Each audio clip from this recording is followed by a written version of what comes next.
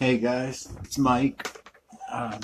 Finally got the chance to sit down and work on part two of the JFK assassination, debunking some of that conspiracy stuff out of it. So, gonna start with, well, where we left off was first segment basically contained Lee going to work to Lee leaving the building after the shots. We didn't really get into the shots and the timing yet, which we'll do now. So I guess we'll just start right there. Lee Harvey Oswald. Although conspiracy theorists don't want to agree with this, they did a roll call, and he was the only worker that left the building. Okay? He was the only worker. 64 workers, he was the only worker. 64 people in that building, anyway. Now, I've had this argued to me that no, other people left as well. No, it's not true. I've looked deeper than you can possibly look. Why would you leave work, Lee? Why would you leave work? Well, why didn't you bring your curtain rods with you? Anyway, so the timing of the shots. This is a big problem. This is where I have no problem in admitting that the Warren Commission, has made a mistake. This is where they fucked up a little bit. The Warren Commission, they concluded that, well, this isn't where they fucked up. I'll get to it. They concluded it takes 2.25 to 2.23 seconds to operate the bolt action on Oswald's rifle, the Mannlicher Carcano. When the HSCA did their investigation, they lowered that time to 1.66 seconds by conducting tests, timing the space between shots with shooters hitting all three targets. They had no time to practice with the Mannlicher Carcano, as opposed to Oswald, who not only actually practiced shooting, but would do dry runs repeatedly on his porch. This is reported by Marina. He would sit and work that bolt, just sitting on his porch, just working the bolt, not shooting, no bullets, just dry working it. Very efficient with the rifle. Now this is where the Warren Commission fucked up. They said it would take 4.8 to 5.6 seconds to fire all three shots. But they went from frame, the problem is, they went from frame 200, and by frames, most of you people, I know a lot of you guys that it's conspiracy or not no conspiracy. You know, when I talk about frames, I'm talking about the Zapruder film frames. The Warren Commission went from frames 200 to the fatal frame 313. In 200, we call it 200 block because it's when the limo is blocked by the sign. This is bad judgment. They didn't realize about that first shot. They didn't. It was first shot was fired way earlier than that. Still on Elm Street, but earlier. The HSCA concluded, based on witness testimony, that the first shot was fired right after the limo turned onto Elm Street. So when that limo turns onto Elm Street, it's not like they would be directly under Lee. So he's not like shoot straight down at him. They're turning in front of him, then like kind of angling away and going down. So they turn. Once they get their angle going, he fires one off. So now we're back. Instead of starting at 200, we're starting at 160. So it gives us about 8.8 to 8.4 seconds.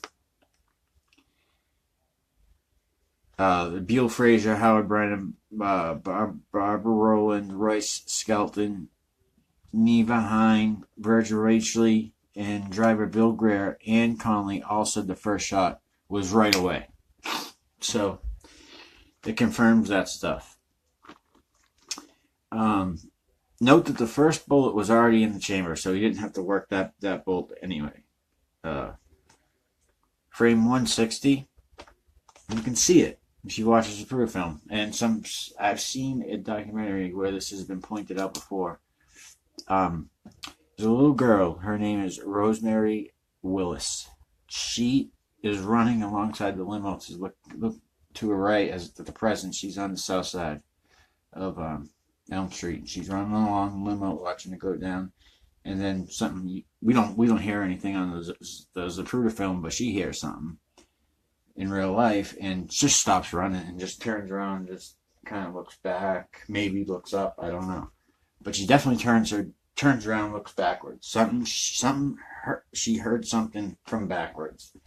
Now, conspiracy theorists like to say that maybe it was just her mom saying, Mary, come here.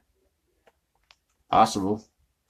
But when you got 1, 2, 3, 4, 5, 6, 7, 8, 9, 10 people saying that there was a first shot right away, and that little girl's running right away, I think she's reacting to a sound. I got a lot of backlash from the first segment video that I don't give enough of the. If I know so much about the conspiracy side, why don't I at least say what the conspiracy side is and then show why I can debunk it? I think I did that in the first one. I think I did it well. Anyway, the shots in the frames. We already got frame 160. That's the first shot. Young girl, Rosemary Willis. Kennedy stops waving for a moment. Conley looks over his right shoulder. Secret Service are alerted. Virgil Rachley sees sparks from the concrete on Elm Street behind the limo. His limo. JFK's limo. That was a missed shot. And what else that was something very important to prove the 3-bullet theory and help settle the magic bullet theory, is that piece of concrete that hit on that street, that first missed shot, whether he missed it because of a leaf, a branch, who the hell knows, nervousness, I don't know, but he missed. And if we're talking about expert marksmen, they ain't missing. Think about that too. But the piece of concrete that chipped off the ground when that bullet hit that ground, went flying to the guy that was standing watching the motorcade from that, standing under the underpass. James takes a piece of concrete right off the face. Anyway, a police officer let him know, hey man, your face is bleeding, you gotta get to the hospital. He went to the hospital, got stitched up, cleaned up, whatever he had to do. But that's obviously why that something quickly hit his face like that. He didn't even realize it. So that was at frame 160, first shot, missed shot. Frames 223 to 224. That's when the second shot was fired. As accurately as I can possibly get it. That's 3.5 seconds after the first shot. And like I said, I am going into details like this. So if you have something to rebuttal against me, I want your details to be just as thorough. Anyway, we got frames 223 to 224, second shot, 3.5 seconds after the first. Frame 224, Conley's suit lapel raises on the right side. You can see it. The two folds of the suit, you can see one of them go up. That's the bullet exiting him. But first, that bullet did a lot of things before it did that. Frame 226 to 227, you can see both men reacting. That's JFK and Conley. JFK does the classic, raises his arms like this. You know, you hate that. When you watch the film, you watch the Zapruder film, you just want to be able to just say, stop the car, like duck down, man. You already hit once. You can handle this shot. Just duck down now. Lay down. You know, you got one coming for your head right now. I hate seeing it. Conley changes his expression on his face. This confirms Conley's testimony that Conley was the one that was adamant that the first shot didn't hit him. In 1992, an interview after seeing a computer analysis, he admitted that the second shot hit both him and Kennedy. So a lot of conspiracy theorists like to say, I know that the first shot didn't hit me. We can all remember Conley saying it like that. He pounded his hand on the table. I know that the first shot didn't hit me. Well, he didn't. He was right. It didn't hit him. It hit the ground, and some bonehead standing in the underpass, some unlucky prick gets clipped by a piece of concrete. But so now Conley's. We got Conley admitting. Yeah. Oh, okay. Then yeah, we did get hit by the same bullet. So how did that? What went on with?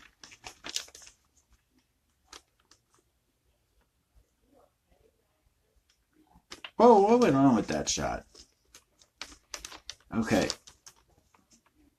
The bullet.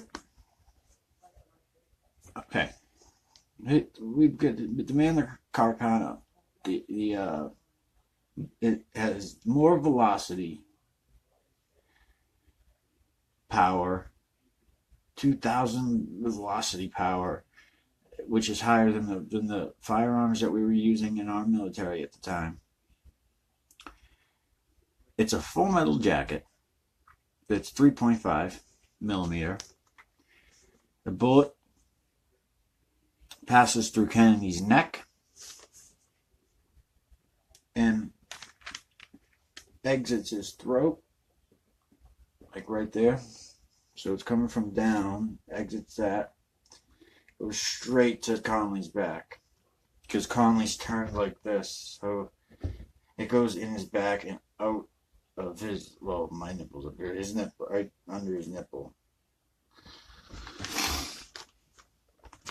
But anyway, okay, so it goes through Kennedy's neck. That's a complete flesh wound. Barely slows the bullet down at all. But what the bullet does do is it yaws a little bit. So if a bullet's going straight, it may just angle a little bit like this, but keep going straight, but the angle's just a little different. So by the time it's going straight, by the time it hit Conley, it hit him the long way. Almost like it got flicked on its course. Or if it did a flip, it you know I'm talking about bullets, like if just as it passed through the neck just came out at an angle going up. It just didn't go up, just kept going straight with the bullet going that way now. Bullets tumble all the time. Once they hit things, they keep going straight, but they just tumble. So that's why Conley's back wound is long. And the conspiracy theorists that I debate have no problem with the wounds here. I have a toe-to-toe battle with my best friend when it comes to this Kennedy stuff. It's live. It's live on the page channel. It's going to be watched. I think it's one of our best debates. Is this little segment here, the shots. After exiting Kennedy's neck, and we know it exited Kennedy's neck. Okay, guys. All right. This wasn't an entry wound, which a lot of people like to say. My conspiracy guy likes to say it too. It's not an entry wound. Okay.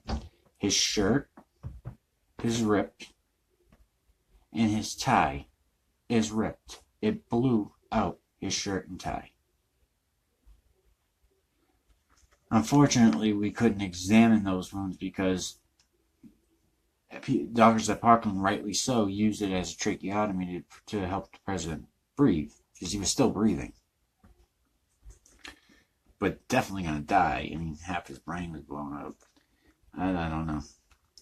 But anyway, after exiting Kennedy's neck, it tumbles and hits Conley sideways, like I said.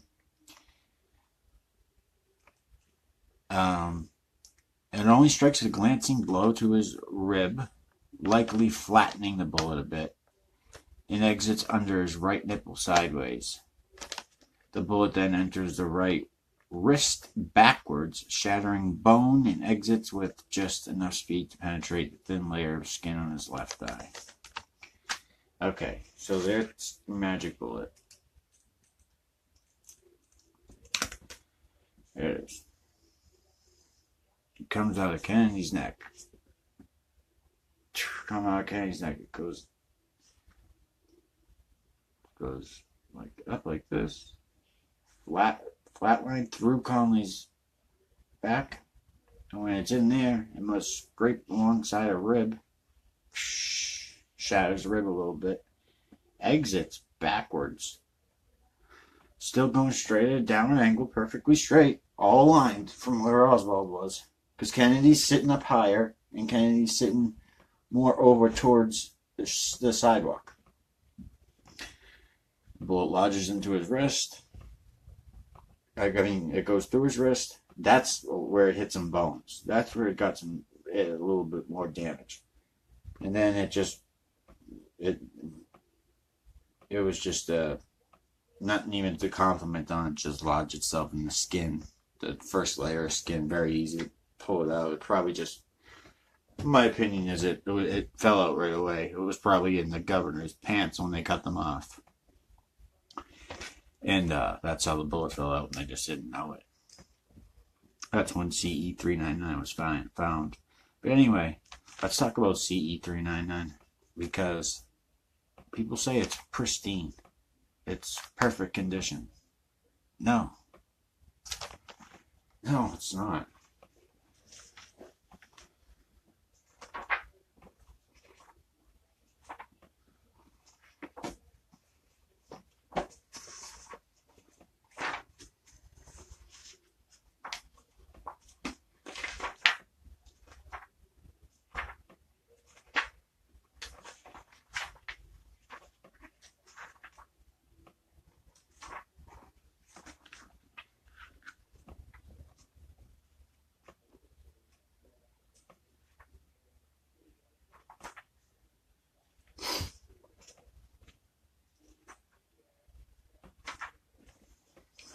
A good example of where Kennedy was shot in the top of his neck, exiting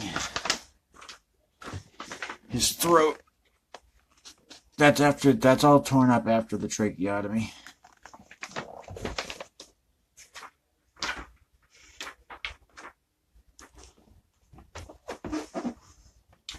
But the bullet itself,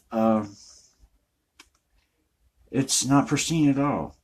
It just didn't get damaged the way it would usually get damaged. If it had hit more hardened bone. It only hit bone in reality in Conley's wrist. It glanced a rib in Conley's ribs, but it just glanced it, and then when it shattered his wrist, it got fucked up a little bit. But both the speed, now just think about this, guys. Both the speed of the bullet slowing down from previous wounds, entering, exiting, entering, exiting, entering, exiting.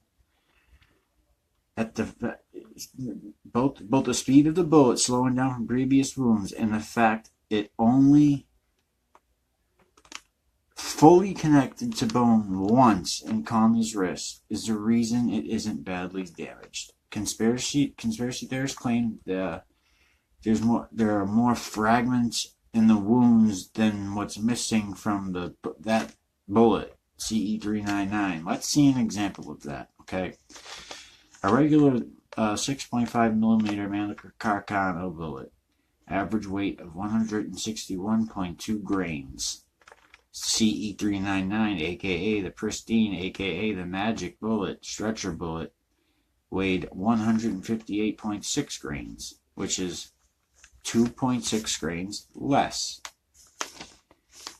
The damage found in the bodies weighed 1.5 grains. So out of the 2.6 missing from the bullet, 1.5 of it was lodged in bodies, and the rest of it was wherever there was, the floor or something. So that whole theory is completely wrong. Hate that stuff. The third shot is the fatal headshot. Now, after this second shot, I think Lee sees that he's got him. He sees the president, like this from behind, but it's still moving. He sees Jackie. He probably sees Jackie looking, and so he's probably think he took a second to think. I don't think I got it all the way. So he really, and according to witnesses, he really sat, perched that gun up, took his best aim. Head wound, frame 313. 5.1 seconds after the second shot. It's a long little wait for Roswell. He shot that first one off with a lot of nervousness running through those veins, boy. In total, it's about 8.4 seconds in total.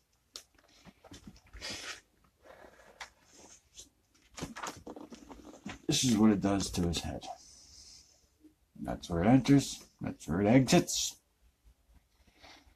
There's the flaps.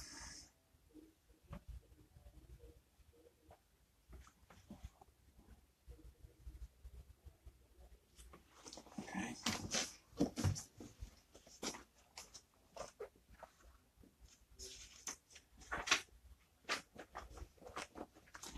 These are all his ectoderm, and there's his brain down here. Only the right side of his brain is damaged. There's nothing wrong with the left side of his brain, which there would have to be if he was shot from the front on the right side of his face. So his brain's fine on the left side.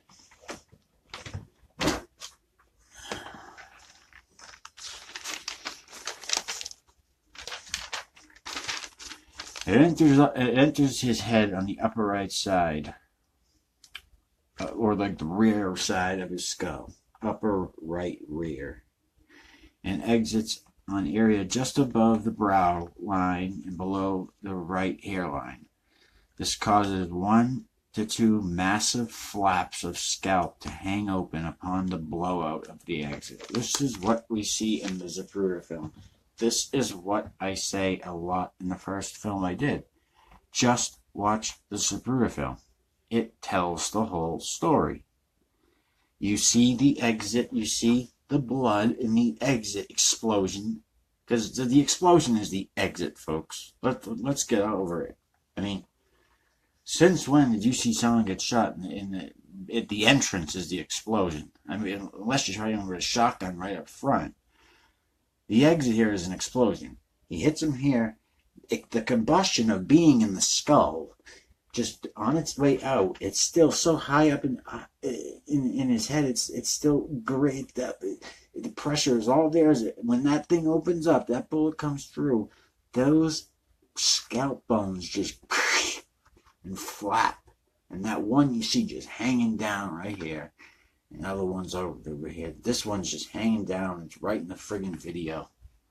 All you gotta do is watch the video. You think he got shot from the front?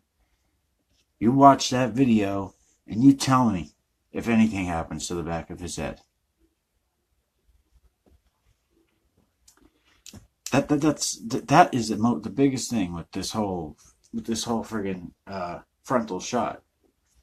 Nothing happens to the back of his head, and but trust me, I know that you guys are gonna be like, but the Parkland doctors. Parkland, I'm gonna do a whole segment on that separately. I have to do these things in segments, folks, or I can't do them at all. So that's not a shot from the front, and I say that because in the Zapruder film, nothing happens to the back of his head. No things get blown out of the back of his head. All the spray goes forward. All the blood was in the limo. All the bone fragments are in the limo. Had it been the opposite way, that bone and blood would be out in the street. Now, did Jackie go onto the trunk and grab a piece of his skull? Possibly. There's definitely a possibility, because when you watch it, you can see like the explosion will start like this, and then it'll just into all different directions, but they're all forward. But some go like straight up. And if it's going straight up and the car is driving, it can come down and land on the trunk. Also, that big cloud of spray of blood and brain matter. One of the motorcycle police officers drove right through it. He had it on him. But he didn't have as much blood as what that limo had in it. It was gruesome. Those are pictures you gotta really look up. Because even when you Google stuff about the JFK assassination, it suspects that you're right on, you're going conspiracy. So it's going to take you to some conspiracy stuff. But it's funny too, it doesn't tell you what conspiracy. It's like, no, George, no, I don't believe in that George Bush, the oil one. Like, but the conspiracy theorists don't have a problem with each other. It's, as long as you believe it's a conspiracy, we're on the same team. It's not you're wrong, I'm right, but my theory. But what I'm saying is wrong. It's been proven right 3 times now. No evidence has popped up. It's just okay. Abraham Zapruder, who, folks, do you agree with me? Let's make a movie about this guy. He commented right away, the right front side of his head just got blown off. It's on camera. You can watch him say it. The right front side of his head just got blown off. Mr. Steitzman, Zapruder's assistant during filming, in his receptionist, quote-unquote, says, I saw his brains come out between the right eye and his ear. Okay, now, was the shot? The shot was fired from behind. The blood spray all goes forward. Nothing happens to the back of his head, like I said. Most of the bloods in the limo was on the front seat, the floor, and the rear seat, as well as brain matter and skull fragments. He moves back into his left from the missile pressure exiting the front of his skull and subsequently blowing him and his body backwards. There's actually a chip of the a bullet fragment actually chipped the inside of the windshield. Inside of the windshield of the limo is chipped. People, conspiracy theorists again like to say it's chipped from the outside. No, it's not. Just look at it. It's chipped from the inside. Anyway.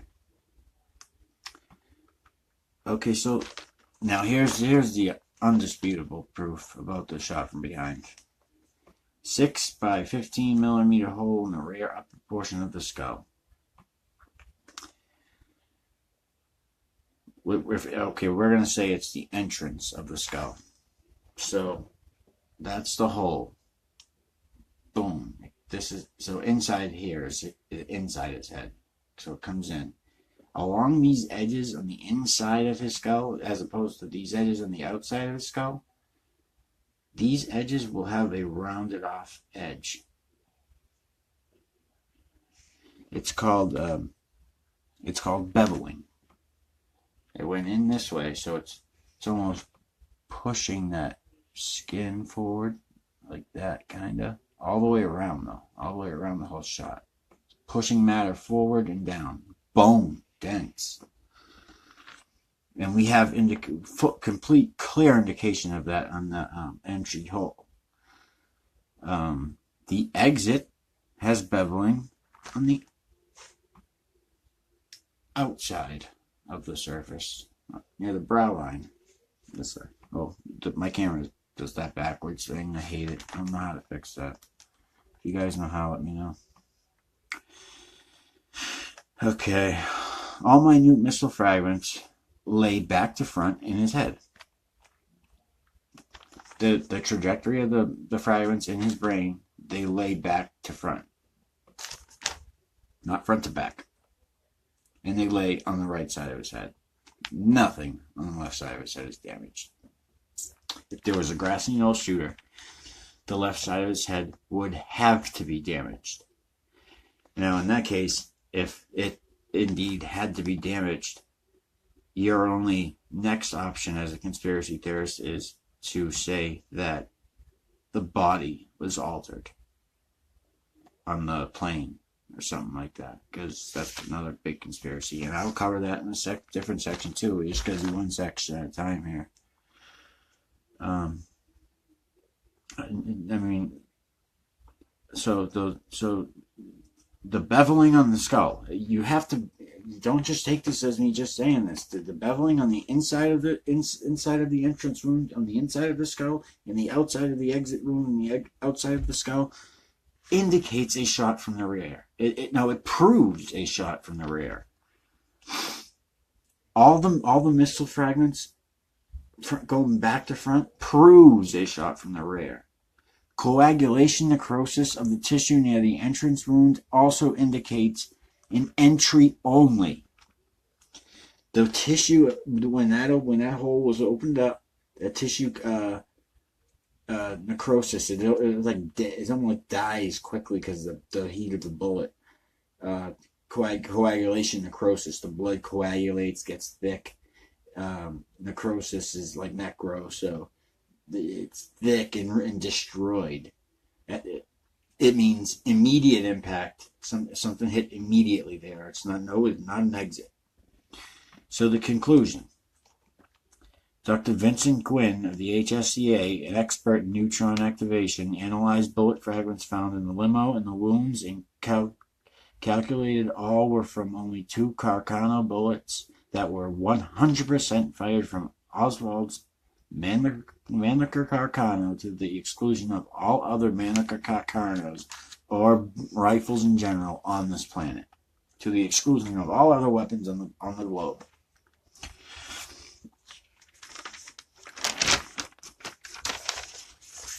Now, I love this. I love this.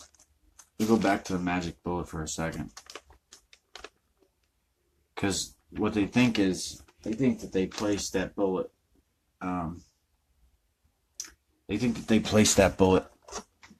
The conspiracy thinks that the conspirators placed that bullet in the stretcher. In the movie JFK, they got Jack Ruby running in there and placing that down on there on the stretcher. Sneaky mob guy. Okay, let me explain to you why that is so fucking wrong and stupid. Okay. Just like smoking is wrong and stupid. I didn't say I wasn't all there either, so. Okay, so was CE-399 planted to fit the conspiracy plot? No! Why? Because the planters would have no idea where to plant it. They didn't and couldn't have known the wounds, or if it was still lodged in someone's body. They would have exposed themselves. They could have potentially been planting a 4th bullet because Kennedy and Connally had fragments in them. And we know Oswald fired 3, which the framers would only have they would have to stick with in order to frame him. So they're framing that, they're allegedly framing the magic bullet shot. So somehow they knew that was going to happen. Or they did it because one shot missed and hit James Tate. But like I said, no professional assassin's going to miss. So if that bullet just happened to still be lodged in Connally's leg, or lodged in his wrist or his chest, if they placed another bullet there, they're exposing themselves. It's just retarded. And if they're actually still there, and they're at the hospital, and they're still fucking around at the scene, they're even bigger idiots when they should get the hell out of there. Their plan should have been so pristine and perfect that it's bang, bang, bang, go. Done. No misses, no nothing. It should have just been bang, done. Headshot. Done. Over with. But obviously not, because it's not true. That's all I have to say. But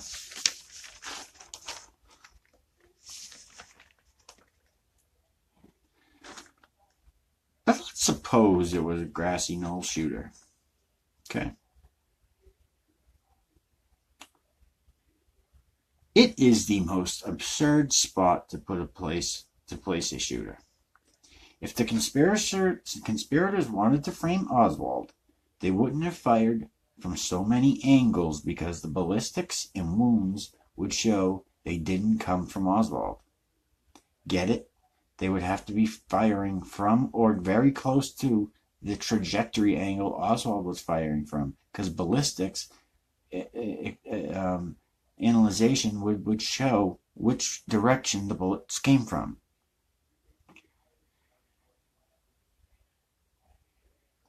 They would all shoot from the same direction, like I just said, and with the same weapon, which conspiracy theorists say that the other guys are shooting with different weapons, different bullets, frangible bullets, all types of shit.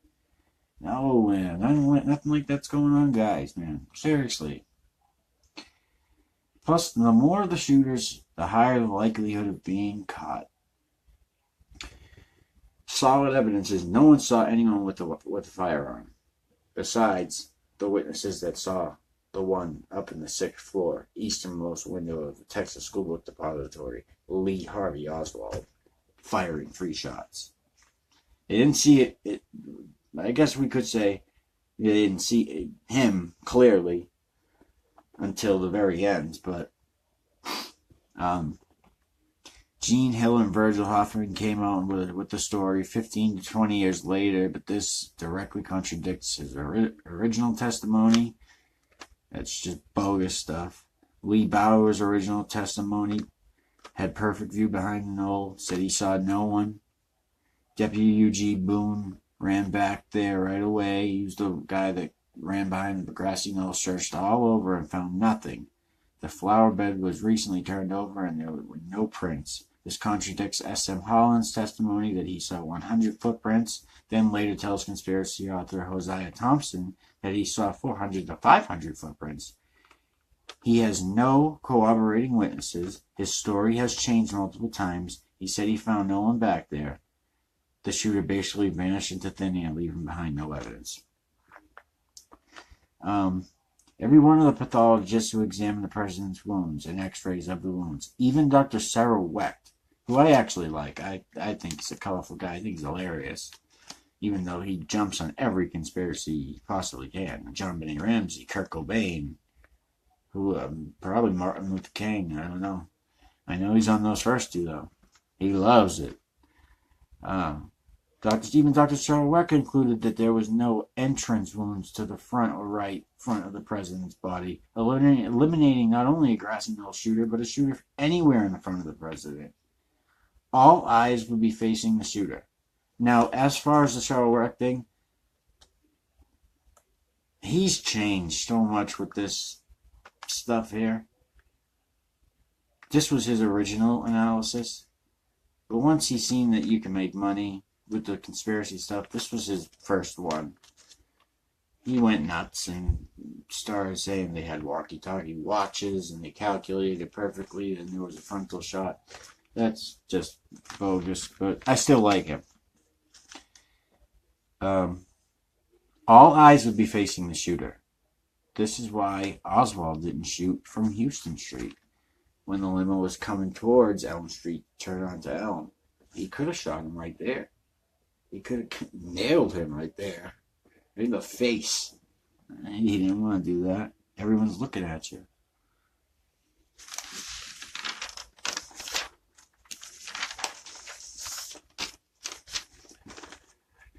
The wounds alone proved there was no knoll shooter. The throat wound. We all know it was an exit wound. But let's consider it was an entrance wound. Where did it exit? There was nothing on the president's left back that indicates an exit wound. He only had an entrance wound on his upper right neck, which at a downward trajectory exited here. So upper right would not be exit over here. Had it been a knoll shooter shooting from this side, boom, going out that way. No. Sorry, but no. The fatal headshot, if the bullet came from the knoll, it would be traveling to the president's left rear, No exit wound to his left rear of his head. His brain was completely intact on the left side. Watches a Zapruder film and nothing happens to his left side of his head and the back. Plus, the 2 large bullet fragments were found on or near the front seat of the limo. The 3 small bullet fragments were found under the left jump seat. All were in front of where Kennedy was seated. So where is the no shooter bullet or its fragments? No one was hit on the south side of Elm Street. And after all this time, 50 plus years, no bullet or fragment has been found. It's just bogus.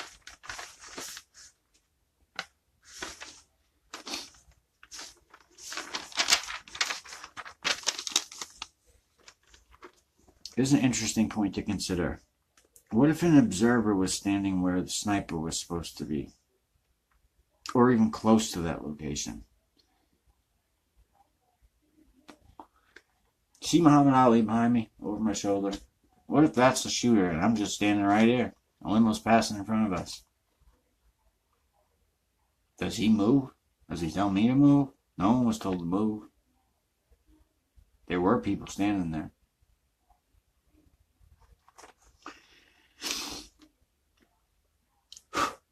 A professional placed sniper would be placed in an optimum spot, high up and behind to correlate with the framing of Oswald. A professionally placed sniper wouldn't be placed on ground level in front of the limo for everyone to see. The HSCA witness study claims that out of the 178 witnesses, 46 said the shots came from the depository. 21 said that from the knoll. 78 were unable to tell because Dealey Plaza is like an echo chamber and the bullet fires and it echoes. One other thing that people, conspiracy theorists like to say is, why did they run up to the grassy knoll? Why are all those people running up there? Or it seems like they're chasing maybe a shooter. I thought that too. Until I thought about it like this. Well, first the policeman runs up there. So I think a lot of people thought it was an ideal place to run to get out of the open area where victims could potentially get shot. They also followed the police officer, a trained individual, who admits he ran up there on a whim and subsequently found nothing anyway. Charles Brem and Bill Newman both think the people were running for safety. The only person that claimed that there was an assassin was Jean Hill, who it turns out never ran anywhere. She just stayed in the same spot. She said she chased the assassin and everything anyway. And my third segment, which I'm going to do right after this, is going to be the real witnesses and the bullshit witnesses. And Jean Hill will be in there, I promise you. It is unlikely. It's an unlikely response for observers to do after the president nearly gets his head blown off. People who actually saw Oswald in the window didn't run up there and try to get him up there.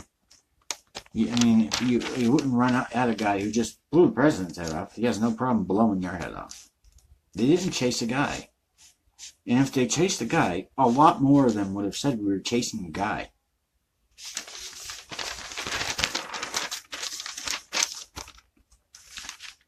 Anyway, that will end those trajectory of shots. I'm going to shut this video down and put up part 3, which will be the good witnesses and the bullshit witnesses. So stay tuned, guys. Peace.